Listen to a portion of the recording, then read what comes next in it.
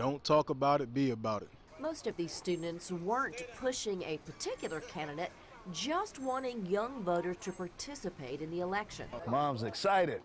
All right, I love it. It's very important to see, especially college students, come out, vote, show that they are supportive of any type of candidate, just coming out and putting their input.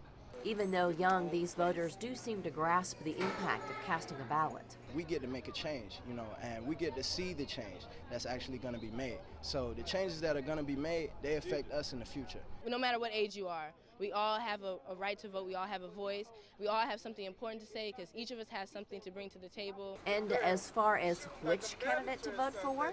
Just ask around, ask questions, and talk to people. So that way they'll be prepared, they'll know. If you go on the internet, you look up what the candidates stand for, as long as it backs up your ideology, it's something you believe in strong, I think you should go with that candidate. Many of these voters want to prove to the rest of the country they are not the lost generation. And that's not true. There are still some people out here who want to be able to make a change in their lives for their future and for their children.